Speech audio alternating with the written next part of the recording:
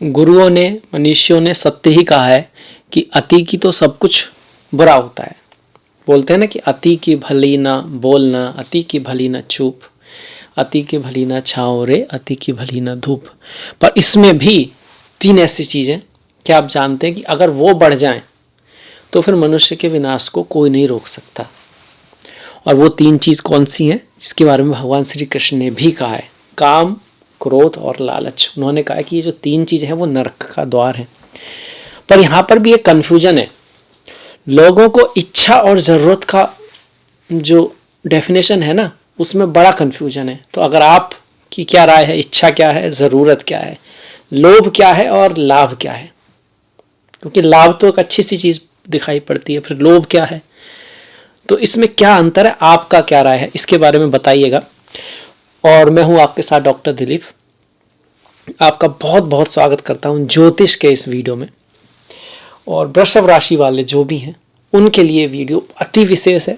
बहुत सारे कारण हैं उसके। सबसे बड़ा कारण यही है कि एकादश भाव में इतने सारे ग्रह, जो कि लाभ का भाव है, पारिजात योग बनता है अगर यहाँ पर इसी भाव का स्वामी आ जाए तो।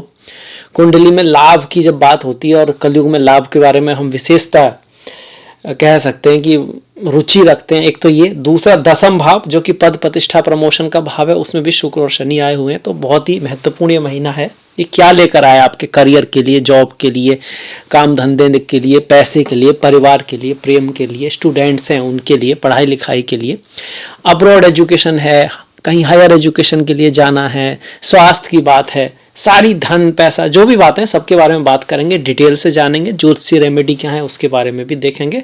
पर चलिए आ जाते हैं चार्ट पर। सबसे पहले देख लेते हैं कौन सा ग्रह कहाँ बैठा है। पहला, दूसरा, तीसरा, चौथा भाव खाली, पंचम भाव में छठी राशि मतलब कन्या। यहाँ मैंने लिखा है छठा मतलब 6 नंबर राशि को दिखाता है, इसका मतलब कन्या राशि, इसके स्वामी बुध हैं। आपके इस पंचम भाव में छठी राशि है जहां पर केतु बैठे हुए हैं, कन्या राशि में केतु। छठा भाव खाली, 7वां खाली, 8वां खाली, 9वें भाव में मंगल गोचर कर रहे हैं। 15 तारीख तक यहाँ उच्च के मंगल हैं। आपके बहुत कारक ग्रह नहीं है, पर कोई भी ग्रह अगर उच्च का होता है, प्रफुल्लित होता है, उसकी जो स्टेटस होता है वो एक त्योहार जैसे कोई व्यक्ति मना रहा हो, तो वो नॉर्मली अच्छे रिजल्ट देता है 15 तारीख तक। 15 के बाद मंगल जो है वो दसम भाव में आ जाएंगे, कुंभ राशि में। एक तो ये बड़ी बात है, इसके बारे में बात करेंगे। वहीं शुक्र जो आपके राशि के स्वामी है, वो शुक्र का जो परिवर्तन होगा वो 7 मार्च को कुंभ में आ जाएंगे। 7 तक वो यहाँ रहेंगे, पंचम भाव में रहेगा राशि का स्वामी, और उसके बाद वो दसम में आ जाएगा अपने मित्र की राशि में, मित्र के ही साथ आ जाएगा। और ये यहाँ पर आप कह सकते हो राजयोग बन जाएगा केंद्र त्रिकोण का। इसके बाद एकादश भाव में जहां पर आप सूर्य को देख रहे हो, ये सूर्य कहाँ जाएंगे 14 तारीख को। 14 तारीख तक सूर्य यहाँ पर है, दसम भाव में सूर्य बैठे हुए हैं चतुर्थेश होकर ये। और इसके बाद 14 तारीख को वो एकादश में आएंगे। बुध की जो स्थिति आप देख रहे हो, बुध ये मीन राशि में जो बुध दिखाए हुए हैं, तो बुध यहाँ पर पहुंच जाएंगे 7 तारीख को। और यहाँ पर जो बुध होते हैं ना वो नीच के होते हैं, नीच के बुध हैं यहाँ पर, राहु के साथ बैठे हुए हैं। 7 तारीख को जाएंगे। और गुरु तो यहाँ पे गोचर कर ही रहे हैं 12वें भाव में, एकादश में, मेष राशि में। अब आ जाते हैं रिजल्ट के ऊपर। सबसे पहले शुक्र को देख लेते हैं। शुक्र ग्रह जो कि आपके स्वास्थ्य का स्वामी है, आपकी ओवरऑल पद प्रतिष्ठा का स्वामी है, बहुत ही महत्वपूर्ण ग्रह है। वो आपका यहाँ पर रहेगा त्रिकोण भाव में, शुभ रिजल्ट देते हैं। त्रित्रिकोण होते हैं, 4 केंद्र होते हैं, 3 त्रिकोण होते हैं। इसमें से पहला जो केंद्र है वो केंद्र भी है और त्रिकोण भी है। अगर लग्नेश आपका इन राशियों में गोचर कर रहा है, इन भावों में जा रहा है, राशि का जो स्वामी है इन भावों में जा रहा है, तो वो शुभ रिजल्ट देता है। तो शुक्र से संबंधित शुभ रिजल्ट क्या होते हैं? धन, पैसा, विवाह, प्रेम, परिवार, इसके मामले में अच्छे रिजल्ट आपके आएंगे। कौन सी तारीख को आ सकते हैं? 5, 6, 13, 14 और 23 तारीख को आ सकते हैं। शुरू में 7 तारीख तक, 5 और 6 तारीख में आप कह सकते हो कोई भाग्यशाली इवेंट हो सकता है, पिता से, गुरुओं से लाभ हो सकता है। अब्रॉड एजुकेशन के लिए आप जाना चाहते थे तो उसके लिए भी अच्छा है। आपका कोई बैंक से आप ब्याज वगैरह लेना चाहते थे, क्रेडिट वगैरह लेना चाहते हैं, तो वो चीज़ें आपको मिल सकती हैं, क्योंकि छठे भाव का स्वामी आपके यहाँ पर बैठा हुआ है, भाग्य भाव में आया हुआ। इसके बाद ये शुक्र यहाँ जब आएंगे ना तो राजयोग बनाएंगे। योग कारक शुक्र मतलब शनि के साथ शुक्र बैठेंगे, शनि शुक्र का योग बनेगा, ये राजयोग हो गया आपकी कुंडली का।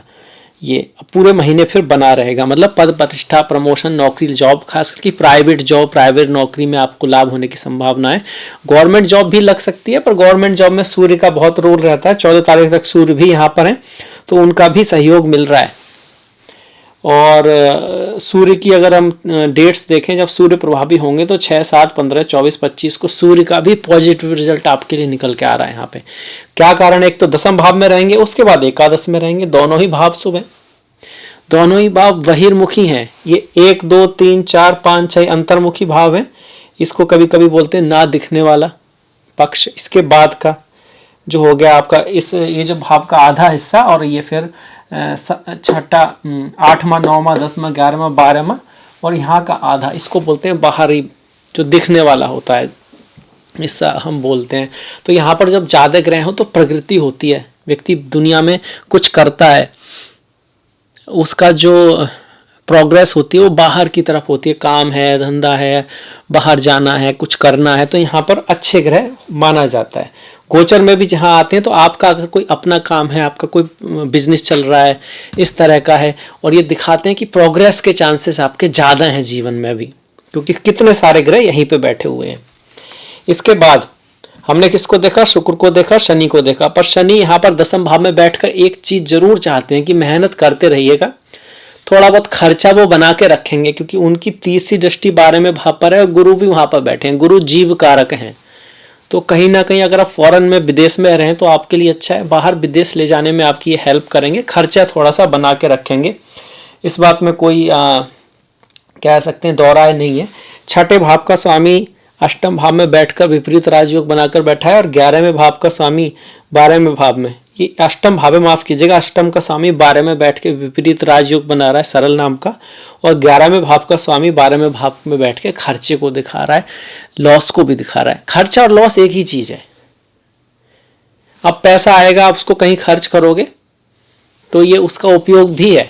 आप इसको ये भी कह सकते हैं कि धन के उपयोग को दिखा रहा है, व्यय को दिखा रहा है, क्योंकि गुरु है तो अच्छी चीज़ों पे खर्चा कराएगा, कुछ एजुकेशन लेना, किसी की हेल्प करना, और कहीं ना कहीं बाहर जाना, घूमने जाना, अच्छी चीज़ों पे खर्चे को दिखा रहा है, आप ऐसे कह सकते हो। इसके साथ साथ ये गुरु बैठकर यहाँ पे घर जमीन से संबंधित योग भी बना रहा है। यहाँ से 1, 2, 3, 4, 5, 5वीं दृष्टि से घर जमीन से संबंधित अगर आप कुछ करना चाहते हैं तो कर सकते हैं। अभी आपका गोचर उसके लिए फेवरेबल है। इनहेरिटेंस से संबंधित भी कुछ आपके अच्छे न्यूज मिल सकते हैं, या अच्छी योग इस महीने बने हुए हैं। भूमि से संबंधित अगर कोई काम है तो हम उसके लिए 1, 5, 6, 10, 19, 29 और 30 तारीख अच्छी है, शुभ है। घर से संबंधित कोई काम है तब भी आप कह सकते हो। घर जमीन आदि का जो योग बना हुआ है, जो उस चीज के लिए कहीं ना कहीं कोई ऊपर से सपोर्ट मिल सकती है आपको, लक आपका काम कर सकता है। 1, 10, 18, 19 और 29 तारीखें हैं। इन दिनों फॉरेन, विदेश या कुछ खर्चे का भी योग है गुरु की वजह से। इनहेरिटेंस से संबंधित कोई चीज़ है तो उसमें भी सॉल्यूशन निकल के आ सकता है। कोई कोर्ट केस वगैरह चल रहा है तो उसमें भी कोई अच्छा रिजल्ट आपको मिलने की संभावना यहाँ पे आ सकती है। अब बात कर लें सूर्य की। सूर्य की हल्की सी बात तो हम कर चुके हैं कि भाई सूर्य जो है यहाँ पर रहेंगे तो लाभ कराएं, आपको जॉब दिला सकते हैं। जब यहाँ पर रहेंगे तो आपको लाभ कराएंगे, पर जब वो यहाँ पर हैं तब भी और जब यहाँ पर है तब भी एक चीज है जिसका हमको ख्याल रखना है। यहाँ पर सूर्य शनि आएंगे आपस में तो पिता पुत्र, बॉस, ऑथोरिटी। यहाँ पर सूर्य राहु के साथ जाएंगे तब भी पिता पुत्र, बॉस, ऑथोरिटी, ईगो, क्रोध, इन सब का थोड़ा ख्याल रखना है। अगर ये चीजें आपके अंदर ऑलरेडी आपकी कुंडली में है, क्रोध आपको जल्दी आता, आपकी बॉस से पहले ही थोड़ा गड़बड़ चल रही है, तो वो चीज़ें बढ़ सकती हैं। इसका भी हमको ध्यान में रखना है। तो आपकी जन्मपत्री की दशाएं, महादशाएं बहुत कुछ डिसाइड करेंगी। पर हाँ, ये इस तरह के योग बने हुए। वाणी का विशेष ख्याल रखना है। वाणी के स्वामी बुध नीच के हो रहे हैं, जो आपके धन के स्वामी भी हैं और पंचम के स्वामी भी हैं। उनका एकादश भाव में नीच का होना कहता है कि आप अपने मित्रों से बना के रखें, अपने ग्रुप्स वगैरह में किसी छोटी मोटी बात को बढ़ने ना दें। रहीमन वाणी ऐसी बोलिए, मन का आपा खोए, औरों को शीतल करे, आप हो शीतल होए। तो बुध वाणी के प्रतीक हैं। ऐसा ना हो कि फालतू में ही आप किसी से बिगाड़ लें। अपने दोस्त वगैरह में कई बार जो बातें दिखती हैं वैसी होती नहीं है। या हमको ऐसा लग रहा होता है, बाद में उसी बात को हमसे कहा जाए तो कहा यार वो कोई खास बात तो थी नहीं, पर उस समय पता नहीं क्यों ऐसा लगा कि वो इतनी इंपॉर्टेंट है, उस पर मेरा इतना रिएक्शन हो गया, ये सब चीज़ें। तो थोड़ा सोच समझ के, वाणी के मामले में, डॉक्यूमेंट्स के मामले में महीना थोड़ा सा ख्याल रखने वाला है आपके लिए, मित्रों के लिए, मित्रों के क्षेत्र में, आपका जो फ्रेंड सर्किल है उसमें जो भी आप लिख रहे हैं, कम्युनिकेट कर रहे हैं, वहाँ कुछ आप ऐसा कह सकते हैं, गलती आपसे हो सकती है। 11वें भाव का राहु है, अच्छा माना जाता है, पर इस महीने सूर्य के साथ भी उसका कहीं ना कहीं संयोग बनेगा 15 तारीख के बाद। तो ईगो से थोड़ा बच के रहें, बॉस आदि से आप बना के रखें।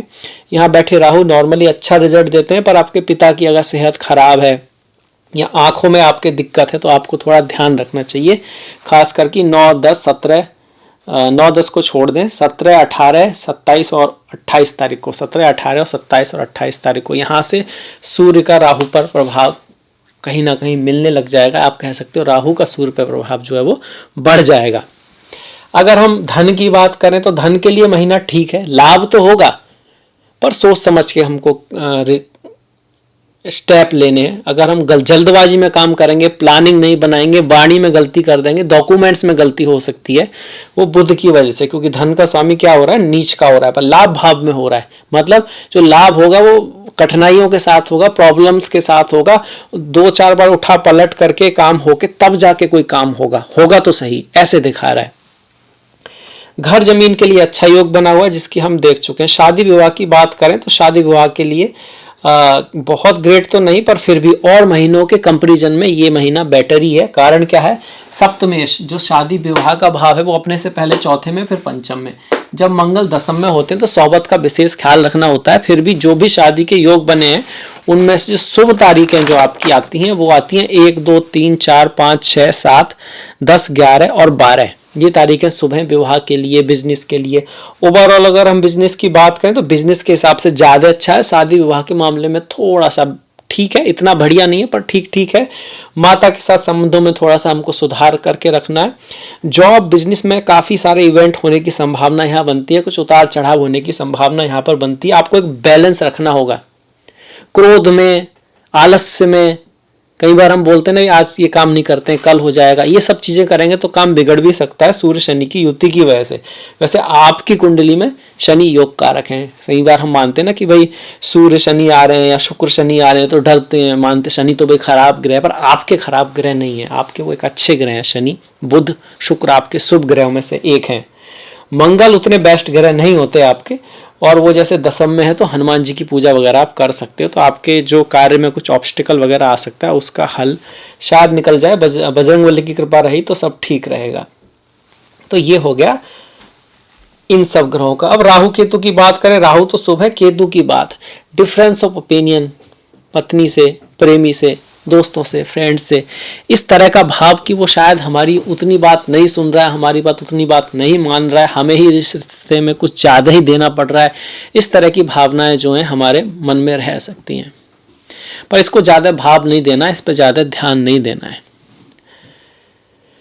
अपने कर्तव्य पे ज़्यादा ध्यान देना है। हमें जो करना है वो करना ही है, जो हमारा कर्तव्य है वो हमें करना ही है। अब दूसरे का जो है वो जाने, इस तरह के भाव से अगर हम पढ़ाई लिखाई में भी यही है, मन थोड़ा कम लगेगा, मन भटकेगा केतु की वजह से, मन इधर उधर लगेगा, इंटरेस्ट कम आएगा पढ़ाई में, पर फिर भी हमको पूरे मन से पढ़ाई करनी है। बोलते हैं कि रात में जो नींद आती है ना वो तो अच्छी बात है, सोना। असली सोना वो होता है जब व्यक्ति दिन में सोता है। दिन में सोने का मतलब क्या, अपने लक्ष्य पे ध्यान नहीं है, अपने काम पे ध्यान नहीं है, ध्यान कहीं और ही है। मतलब जहाँ जरूरत नहीं है वहाँ तो बहुत ध्यान है, और जहाँ जरूरत है वहाँ ध्यान है ही नहीं। इसी को असली निद्रा बोलते हैं। यही जो निद्रा है जिसकी ऋषि बात करते हैं कि भाई निद्रा में रहोगे तो कोई आपका कोई कुछ नहीं कर सकता। होश में रहना है, बुद्धि ज्ञान में रहना है। उसका मतलब यही है कि आप सजग हैं, आपको पता है क्या करना है, अच्छी तरीके से करना है। आपको लाभ चाहिए, लोभ नहीं। आप अपनी ज़रूरतों को पूरा करना चाहते हैं, इच्छाओं का आपको पता है कि भाई इच्छाएं तो आपको गलत रास्ते पे भी ले जा सकती हैं। इस चीज़ का अंतर भी आप समझते हैं, तो ये ज़रूरी है। जब राहु केतु यहाँ आ रहे हैं, क्योंकि केतु जो है ना, ये जो भाव है पंचम भाव आपकी बुद्धि का है, ज्ञान का है, दूरदृष्टि का है। तो यहाँ पर व्यक्ति कई बार लंबी प्लानिंग की कमी की वजह से, ज्ञान की कमी से अपॉर्चुनिटी खो सकता है। आसपास है, आपको पता है कि ये काम करना है, पर किसी कारण से कर ही नहीं रहे, सोच रहे हैं कल कर लेंगे, परसों कर लेंगे, एक साल बाद कर लेंगे, और फिर वो चीज़ आपको दिक्कत करेगी और फिर वो चीज़ आपको मोक्ष की तरफ ले जाएगी। इस तरह की चीज़ें यहाँ पे होती है। संतान के साथ थोड़ा सा बना के रखने की कोशिश करनी है केतु के यहाँ बैठने की वजह। संतान है, आपकी पढ़ाई लिखाई है, रिश्ते, खास करके प्रेम में आपको थोड़ा ख्याल रखना है।